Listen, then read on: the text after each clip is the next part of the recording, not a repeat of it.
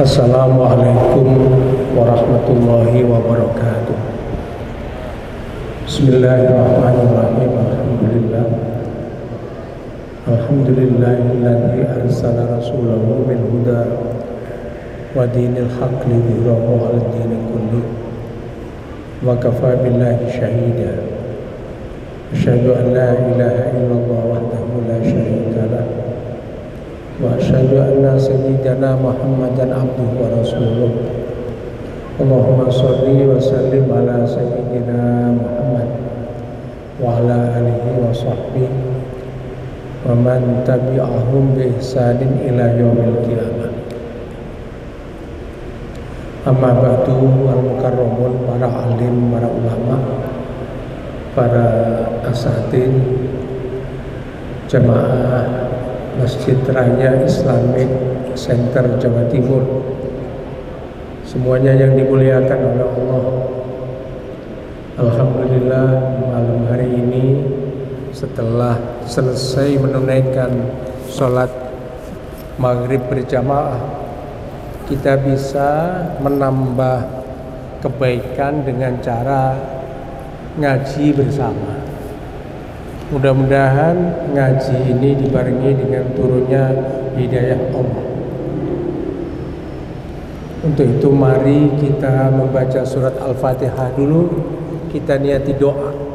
Mudah-mudahan apa yang kita amalkan ini menjadi kebaikan kita bersama. Ala hadhihi niyyah wa ala kulli niyatin shalihah. Al-Fatihah. A'udzubillahi minasyaitonir rajim. Bismillahirrahmanirrahim. Alhamdulillahi rabbil alamin. Ar-Rahmanir Rahim, Maliki yaumiddin. Iyyaka na'budu wa iyyaka nasta'in. Ihdinas siratal mustaqim. Shiratal ladzina an'amta 'alaihim ghairil maghdubi 'alaihim waladdallin. Amin.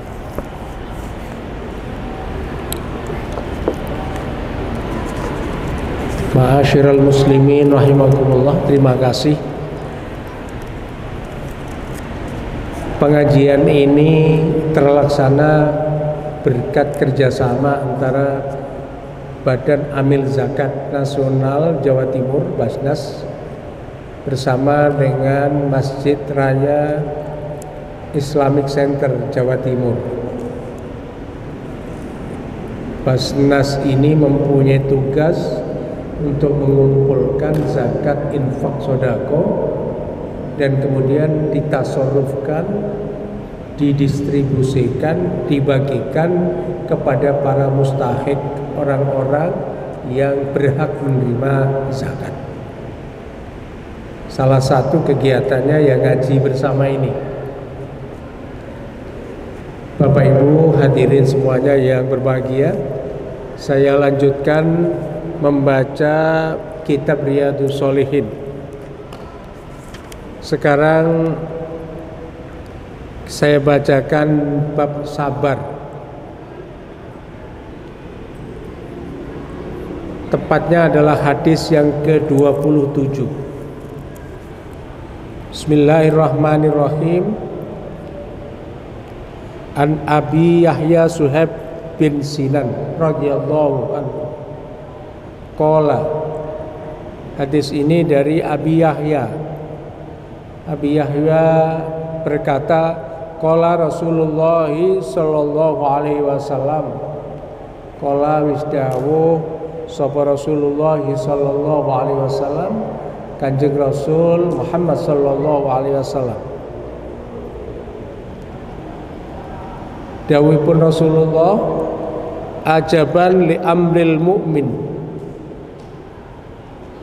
Ajaban, sungguh menakjubkan, li amril mu'min, untuk urusan orang-orang mukmin. Jadi oleh Rasulullah disampaikan sungguh mengagumkan, li amril mu'min, untuk urusan-urusan orang mukmin. Inna amrohu kullahu lahu khairun.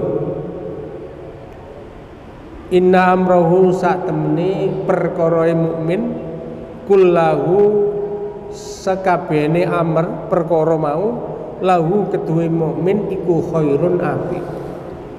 Jadi bagi orang mukmin semua urusan itu dianggap baik. Semua urusan itu dianggap mudah. Semua urusan itu dianggap mendatangkan kebaikan. Walaisa dzalika lan ora ana mengkono-mengkono khairun mau kebaikan mau li ahadin kedue salah siji illal mukmin kecuali kedue wong mukmin. Sikap menghadapi seluruh persoalan dihadapi dengan baik, dihadapi dengan mudah, dihadapi dengan santai, itu tidak terjadi kecuali untuk orang-orang mukmin. Di Rasulullah menyampaikan orang mukmin itu orang-orang yang baik, seluruh urusan itu dianggap baik. Dianggap baik dalam arti dianggap mudah, dianggap enteng, dianggap bukan persoalan yang berat. Mengapa demikian? Ini jawabnya. In asobathu narikane ngenani hu ing mukmin sarra perkara sing nyenengno syakara. Kalau orang-orang mukmin itu mendapatkan urusan-urusan, menjumpai persoalan yang menyenangkan, syakara, mereka bersyukur. Fakana mongko mengkono syakara mau khairan lahu, apik lahu kedue mukmin. Jadi orang mukmin itu mengapa disebut tadi dianggap mudah semua urusan? Kalau dia dapat nikmat dia bersyukur. Kerja dapat uang dia bersyukur, alhamdulillah saya bekerja saya dapat uang. Setelah makan lezat, alhamdulillah bersyukur. Setiap dapat kenikmatan dia bersyukur kepada Allah. Makanya enteng. Wa in asobathu darra'u, tatkalane ngenani hu ing mukmin mau darra'u itu persoalan yang sulit, sobaro, dia sabar. Fakana khairun lahu, maka sikap itu khairun lahu, baik bagi orang mukmin. Jadi hidup ini dua, urusannya cuma dua hidup itu. Ada kesenangan, dapat nikmat, ada kesusahan, dapat ujian. Cuma dua itu. Jadi kalau kita suatu saat dapat nikmat, satu saat kita juga diuji oleh Allah. Persoalannya cuma dua itu manusia hidup di dunia ini. Ya. Setengah-setengah itu nggak ada. Aku setengah oleh nikmat, setengah oleh ujian. Nggak ada setengah-setengah. Pokoknya dia kalau dapat nikmat, atau suatu saat dia dapat kesulitan, diuji oleh Allah. Nah, bagaimana menyikapi ini? Orang mukmin itu mudah. Kalau dapat sesuatu yang menyenangkan, bersyukur, syakara, bersyukur. Kalau mendapatkan sesuatu yang menyulitkan, dia bersabar. Selesai. Jadi pada saat diuji oleh Allah, sabar. Seraya menyebut ridho, inna lillahi wa inna ilaihi rajiun. Seluruh yang saya terima ini, seluruh yang menimpa kepada saya ini adalah ujian dari Allah. Seluruh yang saya rasakan ini adalah ujian dari Allah Subhanahu wa ta'ala, sehingga mudah menanggapi kehidupan ini, tidak ngersulo. Jadi dapat nikmat dia bersyukur, dapat ujian dia kemudian bersabar. Makanya hidupnya enak. Kalau syukur juga Allah memberikan tambahan kebaikan. Di dalam surat Ibrahim disebutkan wa idz ta'adzana rabbukum la in syakartum la azidannakum wa la in kafartum inna adzabi lasyadid. Dapat nikmat juga bisa menambah kebaikan-kebaikan berikutnya kalau dia bersyukur kepada Allah. Janji Allah itu wa idz ta'adzana rabbukum la in syakartum la azidannakum. Kalau kamu bersyukur, Allah akan menambahkan, aku pasti menambahkan nikmat-nikmat yang lebih baik lagi. Wala in kafartum inna adzabi lasyadid. Nek kafir, ya tentu siksanya, siksa Allah, siksaku kata Allah itu sangat pedih. Jadi dapat nikmat disyukuri, tambah kebaikan-kebaikan lagi. Nah kalau dapat ujian sabar, dia juga dapat kebaikan lagi. Maka Allah menyampaikan, innama yuwaffas sabiruna ajrohum bighairi hisab. Sesungguhnya Allah mencukupi pahala orang-orang yang sabar. Seberapa banyak sabar itu bisa mendatangkan pahala, seberapa besar pahala yang diterima, disampaikan di dalam ayat itu bighairi hisab, tanpa bisa dihitung. Ini enaknya orang mukmin itu, dapat nikmat disyukuri, kebaikannya tambah, nikmatnya tambah banyak. Dapat ujian, dia sabar, dapat pahala, dapat kebaikan yang bertambah lagi.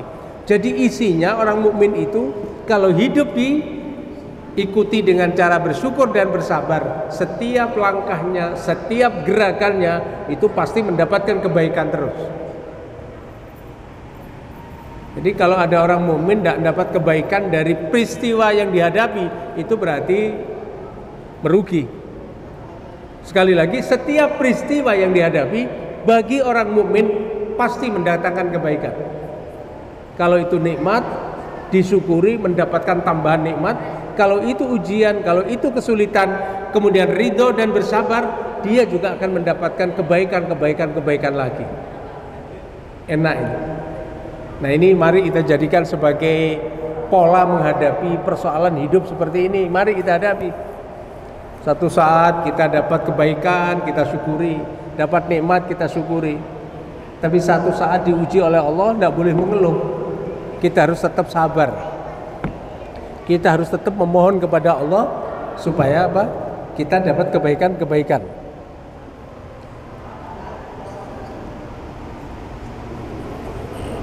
Ini.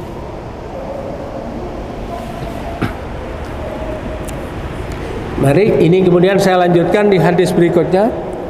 Kalau hadis di bab sabar ini adalah hadis keempat. Kemudian kalau di dalam keseluruhan ini hadis ke-28. An Anas radhiyallahu anhu, dari sahabat Anas, qala matur sapa Anas, lamma sakulan nabiyyu sallallahu alaihi wasallam ja'ala yataghasyahu. Lama sakulan nabiyyu sallallahu alaihi wasallam, saat Nabi Muhammad sallallahu alaihi wasallam dalam keadaan berat menghadapi sakaratil maut. Ini ceritanya sahabat Anas. Ja'ala yataghashahul karab. Kemudian ja'ala yataghashahul, meliputi kepada Nabi Muhammad sallallahu alaihi wasallam itu al-karbu. Al-karbu itu pikiran yang menggelisahkan, yang tidak menyenangkan karena menghadapi sakaratul maut. Faqalat Fatimah radhiyallahu anha, mongko ngucap sapa Fatimah, putrine namine Fatimah radhiyallahu anha. Fatimah kemudian menyampaikan ucapan seperti ini. Wa karba abata, betapa sulitnya bapakku, ayahku sekarang karena menghadapi sakaratul maut. Kefakola, pada saat Sayyidah Fatimah ini menyampaikan alangkah beratnya yang dihadapi oleh ayahku saat ini karena menghadapi sakaratul maut itu, kemudian Nabi Muhammad SAW menyampaikan begini.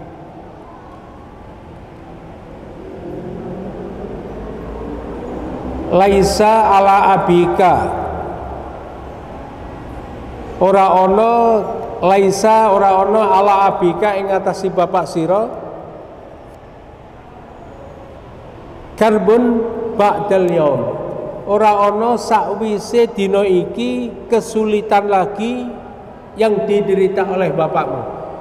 Jadi Nabi menyampaikan, Fatimah jangan sedih, setelah ini sudah tidak ada lagi kesulitan, sudah tidak ada lagi hal yang berat yang dirasakan oleh bapakmu, karena Rasulullah sudah meninggal.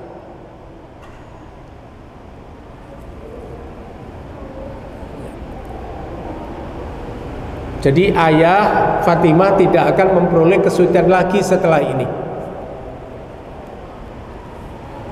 Kemudian falamma mata qalat, setelah Rasulullah wafat, qalat, Fatimah menyampaikan seperti ini. Ya abata, hai bapakku, ajaba rabban da'ahu, ajaba, sudah memenuhi rabban ing pangeran da'ahu dongane, ajaane, undangane Allah. Jadi disampaikan ayah sekarang sudah memenuhi panggilan Allah, berarti meninggal. Ya abata jannatul firdausi ma'wahu,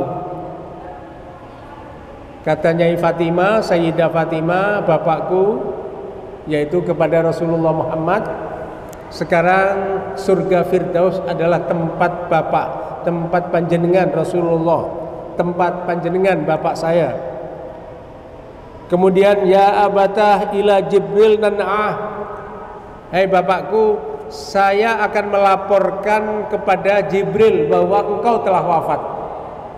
Karena Jibril lah yang setiap saat selalu datang menyampaikan wahyu kepada Nabi Muhammad SAW. Makanya Fatimah menyampaikan, saya akan melaporkan bahwa panjenengan bapak sudah wafat. Falamma tufina, lantat kalane sampun dipun kubur Rasulullah SAW. Qalat Fatimah radhiyallahu anha, kemudian Fatimah menyampaikan kepada sahabat Anas, ya Anas, atobat anfusukum, ya, antahsyu ala Rasulullah sallallahu alaihi wasallam at-turaba.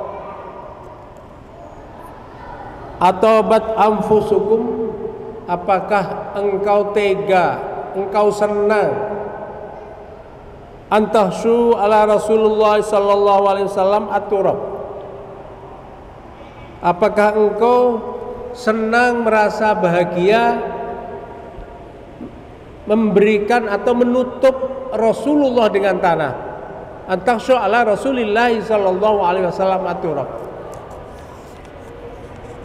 apakah engkau, Anas dan para sahabat, kok bahasa kita gitu gini, apa tego sampai menaburkan atau menanam Rasulullah, menutupi Rasulullah dengan tanah, padahal Rasulullah itu orang yang sangat engkau cintai, maka apakah kamu tega kemudian kamu uruk dengan tanah itu? Tidak ada sahabat yang mau bicara pada saatnya Fatimah bilang begitu.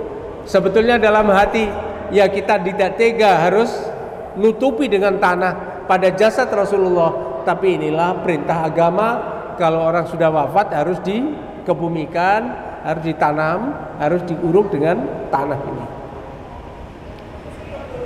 Hadis ini menyampaikan bahwa Nabi Muhammad itu adalah manusia biasa. Mengapa di sini Rasulullah pada saat menghadapi syakaratil maut ini juga merasa berat, merasa kesulitan? Ini menunjukkan bahwa Rasulullah adalah manusia. Disampaikan juga oleh Rasulullah, saya ini hanya manusia biasa. Saya ini hanya manusia yang diutus oleh Allah. Sehingga juga punya rasa sakit. Pada saat kemudian waktu itu menghadapi sakaratul maut juga berat. Nih yang bisa kita ambil pelajaran, Rasulullah saja pada saat menghadapi sakaratul maut itu berat. Sampai Nyai Fatimah, Sayyidah Fatimah itu tidak tega melihatnya. Ini pelajaran yang bisa saya ambil dari hadis ini adalah bahwa Nabi Muhammad itu adalah manusia biasa yang juga sakit, yang juga mengalami kejadian-kejadian seperti orang-orang yang lain, seperti manusia biasa.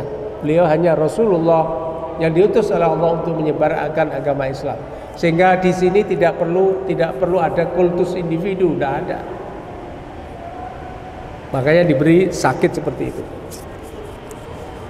Kemudian ada hadis yang lain, hadis berikutnya hadis ke-29. An Abi Zaid Usama bin Zaid bin Haritha Maula Rasulillah sallallahu alaihi wasallam wa hibbihi wa ibni hibbihi. Jadi ini dari Abi Zaid Usama bin Zaid bin Haritha. Ini adalah budak Rasulullah, tapi sudah dimerdekakan. Ini dulu diberi hadiah oleh Sayyidah Khadijah kepada Nabi Muhammad. Ya, Abi Usama bin Zaid dan Zaid bin Haritha. Ini dulu dari beliau berdua qala. Ya. Arsalat bintun Nabi sallallahu alaihi wasallam.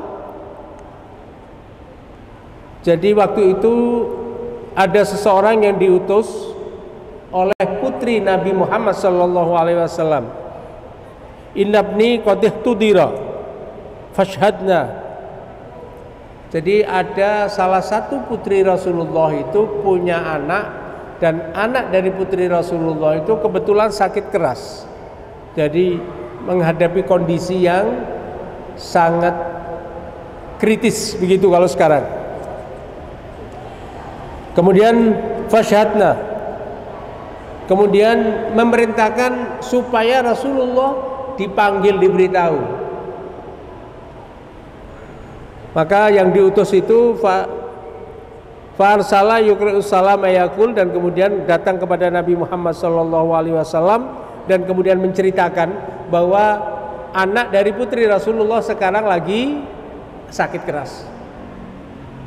Setelah dapat informasi seperti itu, Rasulullah menyampaikan innalillahi saat temani kedungane Allah ma'akhoda, ma sesuatu akhoda kang diambil, walahulan kedua Allah ma barang atau kang diparingaken, wa kullu syai'in lan saben-saben suwijine indahu ana ngersane Allah bi ajalin musamma, catatan sing wis pasti. Fal tasbir moko becok sabaro siwur kabeh, wal tahtasib lan becik mencari kebaikan-kebaikan dari ujian yang diberikan oleh Allah.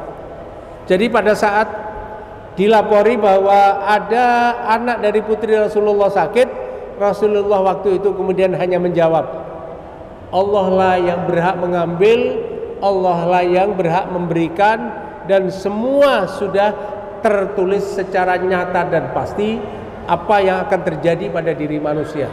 Jadi sudah ada catatannya semua. Maka bersabarlah menghadapi ujian seperti itu dan mengharapkanlah ridho Allah Subhanahu wa taala. Ini jawaban Nabi Muhammad sallallahu alaihi wasallam. Kemudian fa'arsalat ilaihi tuksimu alaihi liya'tiyannaha. Maka kemudian setelah dilapori pulang dari Nabi Muhammad sallallahu alaihi wasallam, utusan itu menyampaikan, yang disampaikan oleh Rasulullah begini, Allah berhak mengambil, Allah berhak memberi, dan semua sudah ada di catatan Allah. Harus sabar, harus tetap bersungguh-sungguh mengharap kebaikan dari Allah. Artinya Rasulullah waktu itu wis kongkon sabar ae, masih anak loro, masih anak ibu wafat, kongkon sabar ae. Yang penting mengharapkan ridha Allah. Kemudian putrinya itu tidak terima lagi, suruh ayah datang untuk melihat cucunya ini. Maka kemudian faqama wa ma'hu Sa'ad ibnu Ubadah, dan kemudian Nabi Muhammad sallallahu alaihi wasallam bangkit, dan kemudian bersama-sama Mu'ad bin Jabal, Ubay bin Ka'ab, Zaid bin Thabit, dan beberapa orang mengikuti Rasulullah datang ke rumah putrinya itu tadi. Farafa ila Rasulillah sallallahu alaihi wasallam as-sabiyyu, dan kemudian farufi'a ila Rasulillah sallallahu alaihi wasallam, dan kemudian diangkat ila Rasulillah maring Gusti Allah sapa as-sabiyyu anak. Jadi anak kecil tadi yang sakit, setelah Rasulullah datang kemudian anak kecil itu diambil oleh Rasulullah, diangkat oleh Rasulullah, faqadahu fi hijri, dan kemudian didudukkan di pangkuan Rasulullah. Jadi anak yang sakit tadi yang sudah sakaratul maut itu didudukkan di pangkuan Rasulullah. Wa nafsuhu ini ya takok kok, dan nafasnya anak itu sudah tersengal-sengal. Jadi kalau bahasa sekarang itu sudah sakaratul maut. Pada saat itu fafadat ainahu, fafadat mongkomili apa ainahu, air mata Rasulullah. Pada saat Rasulullah memangku itu anak kecil tadi, anak dari putri Rasulullah itu, anak dari seorang putri ini dipangku, dan kemudian fafadat ainah, kemudian Rasulullah mengucurkan air mata. Faqala saat kemudian bertanya kepada Nabi Muhammad SAW, ya Rasulullah, Gusti Allah, mahadha, apa yang mengalir dari kedua mata Rasulullah itu, mahadha? Jawabnya, hadhihi rahmatun, hadhihi utawi iki air mata itu rahmatun, rahmat ja'alahallahu dadekno ha ing rahmat sapa Allah fi qulubi ibadihi ing dalam atine hambae Gusti Allah. Sahabat bertanya, apa yang menetes dari kedua mata beliau Rasulullah? Rasulullah menjawab, air mata ini adalah air mata rahmat, yang rahmat itu diletakkan di dalam hati para hamba Allah. Kemudian ada ayat Allah, wa fi riwayatin fi qulubi may yasha'u min ibadihi. Makanya kemudian Rasulullah menyampaikan, ya, innama yarhamullah min ibadihi ruhama. Jadi di riwayat yang lain itu Rasulullah menyampaikan, innama yarhamullahu min ibadihi ruhama. Sesungguhnya Allah itu mengasihi orang-orang yang punya belas kasihan kepada orang lain. Jadi ada air mata, tapi air mata sayang itu ada. Melihat anak kecil dalam keadaan sakaratul maut, Rasulullah kemudian menangis. Saat ditanya, itu air mata apa? Ini adalah air mata rahmat, air mata kasih sayang. Betapa cintanya Rasulullah kepada anak ini. Dan itu tidak apa-apa, asal tidak, dia sedih terus sampai kemudian menyopek-nyopek, merusak-rusak sesuatu, itu nggak boleh. Jadi kalau ada keluarga yang diambil oleh Allah, sedih boleh, menangis juga boleh, tapi tidak boleh kemudian sampai merusak-rusak, merobek-robek pakaian, kemudian memukul-mukul sampai membahayakan dirinya, itu nggak boleh.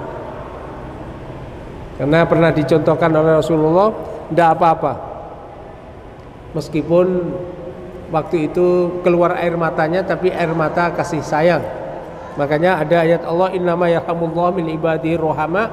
Jadi Allah itu memberikan kasih sayang kepada hamba-hambanya yang punya kasih sayang. Makanya kita ini juga disuruh sayang kepada sesama. Makanya ada hadis, irhamu man fil ardi yarhamkum man fis sama. Irhamu man fil ardi, berikan kasih sayang kepada orang, ada makhluk Allah yang ada di bumi. Yarhamkum man fis sama. Allah akan memberikan kasih sayang kepada kita. Sekarang ini kasih sayang itu mahal sekarang. Manusia itu sekarang karena kerasnya kehidupan lebih mudah marah daripada memberikan ampunan dan kasih sayang. Karena kondisi ekonomi yang sulit seperti ini, persaingan yang semakin ketat, kondisi yang semakin keras, maka orang lebih mudah marah. Kasih sayangnya kepada sesama sudah mulai berkurang. Sekarang ini banyak omongan-omongan pengkhianatan, omong-omongan yang menyakitkan orang lain. Kasih sayang kepada sesama sudah mulai menurun. Padahal Lama juga ada laisa minna man lam yarham shaghirana wa lam yuwaqqir kabirana. Tidak termasuk umatku kalau tidak punya kasih sayang kepada orang-orang yang lebih kecil, lebih rendah. Seorang pemimpin harus sayang kepada rakyatnya, karena posisi pemimpin itu lebih tinggi daripada anak buahnya. Maka yang memimpin harus kasih sayang kepada yang lebih kecil. Kalau kita yang dewasa kasih sayang kepada anak-anak. Kalau ada orang tidak punya kasih sayang dengan orang yang lebih rendah, lebih lemah, itu oleh Rasulullah disebut laisa minna, tidak termasuk golonganku, tidak termasuk umatku, umat Muhammad sallallahu alaihi wasallam. Ini yang bisa kita tarik dari hadis ini. Jadi pelajaran kita adalah tetap pelajaran bagaimana harusnya kita bersabar. Tadi disampaikan oleh Nabi Muhammad SAW saat dilapori kalau ada anak kecil dalam posisi sakaratil maut, Rasulullah menyampaikan, Innalillahi ma akhadha walahu ma ata. Semua yang diambil oleh Allah itu adalah urusan Allah, hak Allah. Begitu pula pada saat memberi, itu adalah hak Allah. Tidak boleh ada dan tidak akan ada yang bisa menghalangi. Maka kemudian Rasulullah menyampaikan, maka bersabarlah, bersabar dan kemudian mencari kebaikan dari ujian yang diberikan oleh Allah itu. Ini isi yang ada di dalam hadis berikutnya. Berikutnya hadis ke-30. Hadis ini An Suhaib. Hadis ini cukup banyak sehingga tidak saya baca satu persatu. Ceritanya saja begini nih. Jadi Rasulullah pernah cerita, suatu hari ada seorang raja, dan seorang raja itu punya tukang sihir, punya ahli sihir. Saat ahli sihir itu sudah tua, ahli sihir itu menghadap ke raja mengatakan, Raja, saya sudah tua, tolong carikan saya anak muda yang nanti saya ajari ilmu sihir, karena saya sudah tua. Jadi ilmu sihir, tukang sihir itu juga bisa tua, bisa juga meninggal. Kepada raja mengatakan, carikan saya pemuda, saya ajari ilmu sihir, karena saya sudah tua. Akhirnya didatangkanlah seorang pemuda kepada tukang sihir itu. Nah, tukang sihir itu kemudian mengajari anak muda ini. Tapi setelah diajari anak muda ini kemudian juga datang ke rahib. Rahib itu semacam pemuka agama. Jadi dia mesti ke rahib dulu, kemudian ke tukang sihir ke rahib. Jadi setelah pulang dari tukang sihir, belajar sihir, dia belajar kepada rahib. Tentu ilmunya beda ini. Satu ilmu setan, satu ilmunya malaikat. Suatu saat kemudian pemuda ini terlambat. Mengapa kamu terlambat? Kemudian dia cerita, saya kebetulan ikut ngaji ini, dipukuli.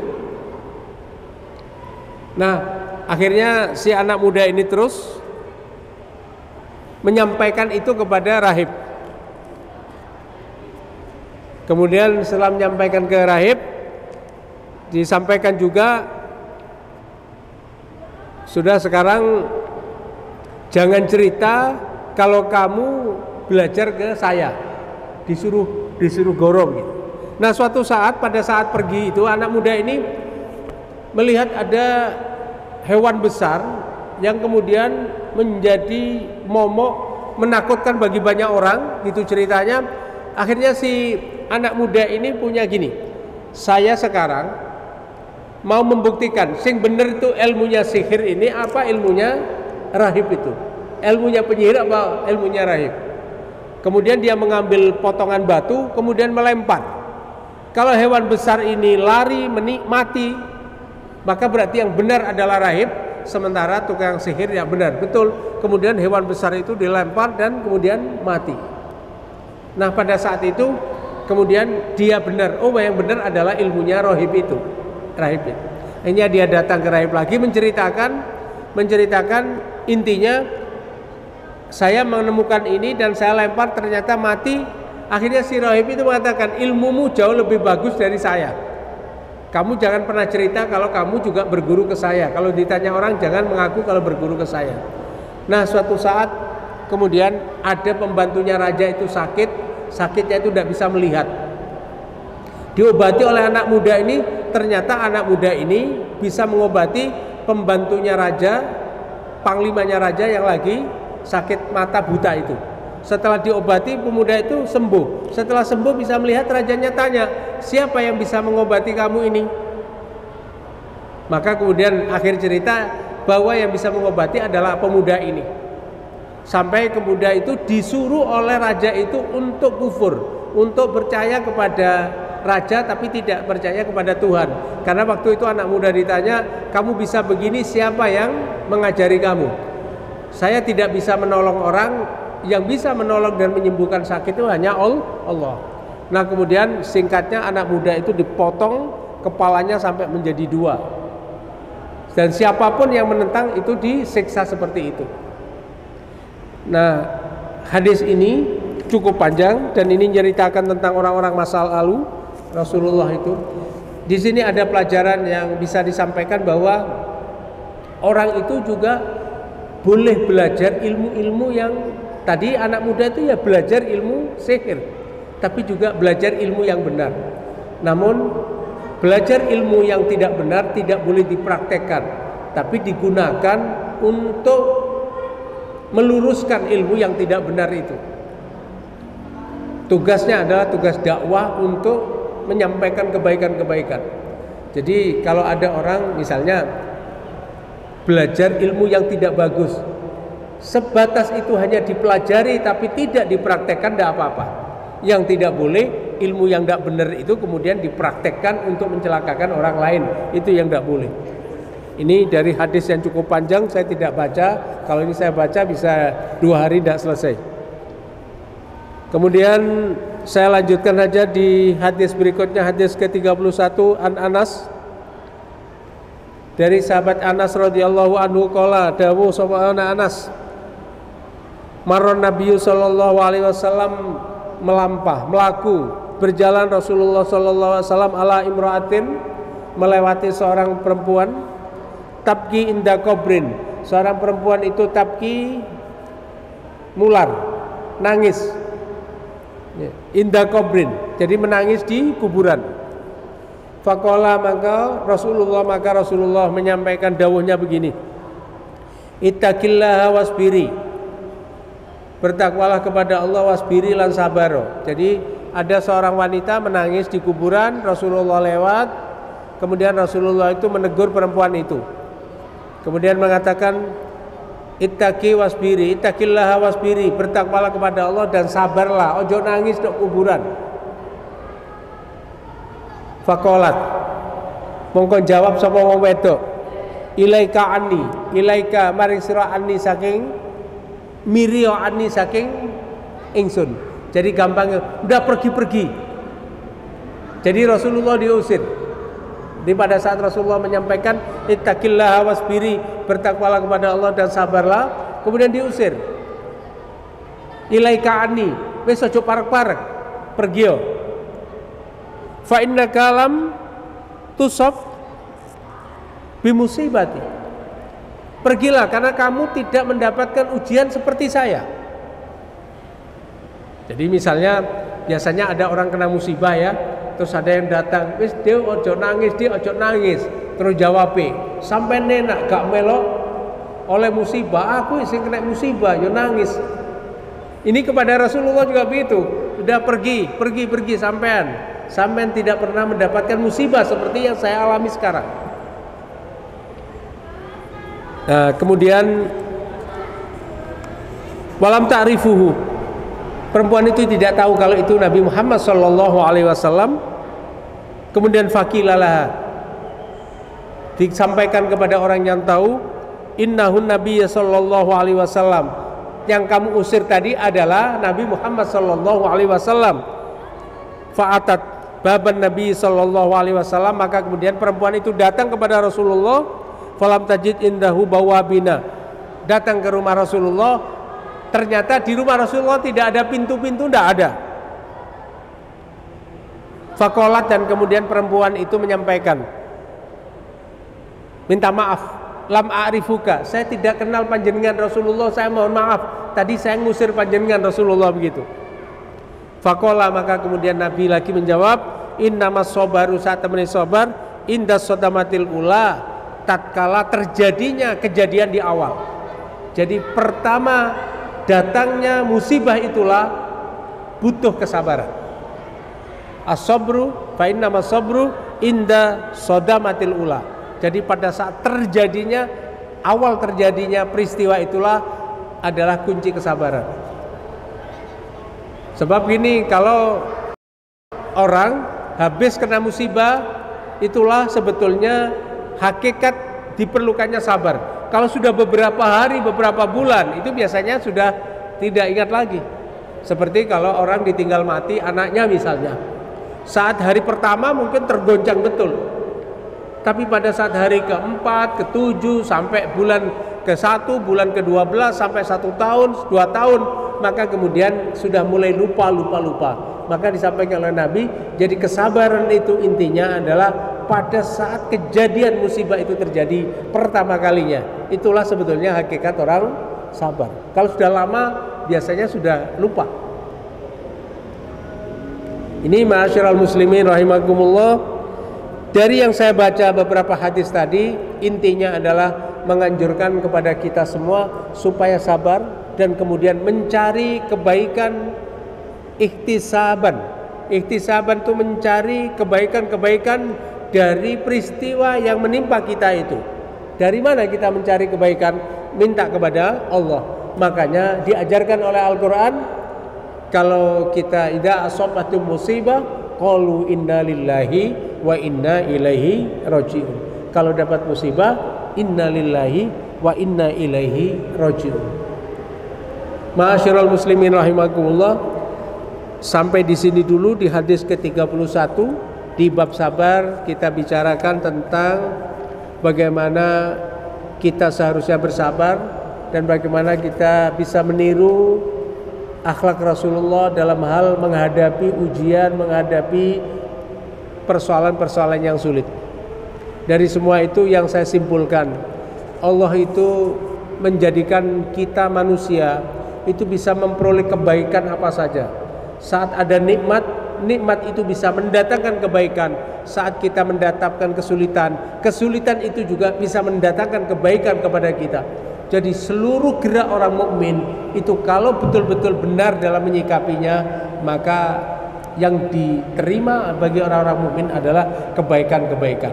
Mudah-mudahan kita dijadikan oleh Allah, kalau dapat nikmat kita syukur dan bertambah taat kita kepada Allah. Kalau dapat ujian, dan pasti itu terjadi, maka kita diberi oleh Allah kesabaran, kekuatan, dan semata-mata kita mengharap kepada Allah ridhonya dan mendapatkan pengganti yang jauh lebih baik, mendapatkan pahala jauh lebih baik, sehingga kita semakin hari semakin banyak ditempa ujian-ujian dari Allah, semakin dewasa dan semakin takarrub kita kepada Allah Subhanahu wa taala. Saya kira ini yang bisa disampaikan dalam kesempatan ini. Terima kasih atas segala perhatiannya. Mari kita bersama-sama berdoa. Al-Fatihah. A'udzubillahi minasyaitonirrajim. Bismillahirrahmanirrahim. Alhamdulillahirabbil alamin arrahmanirrahim maliki yaumiddin. Iyyaka na'budu wa iyyaka nasta'in ihdinas siratal mustaqim siratal ladzina an'amta 'alaihim ghairil maghdubi 'alaihim waladdallin. Bismillahirrahmanirrahim. Allahumma shalli ala sayyidina Muhammad. Alhamdulillahirabbil alamin. Allahumma ighfir lana dzunubana wal walidayna warhamhuma kama rabbayana shighara. Rabbana hab lana min azwajina wa dhurriyyatina qurrata a'yun waj'alna lil muttaqina imama. Allahumma 'inna ala dzikrika wa syukrika husni ibadatik. Allahumma arzuqna fahman nabiyyin wa hifdzal mursalin wa ilhamal malaikatil muqarrabin. Rabbana atina fid dunya hasanah wa fil akhirati hasanah wa qina adzabannar. Wa sallallahu ala sayyidina Muhammadin wa alihi wasallam. Alhamdulillahirabbil alamin. Al-Fatihah.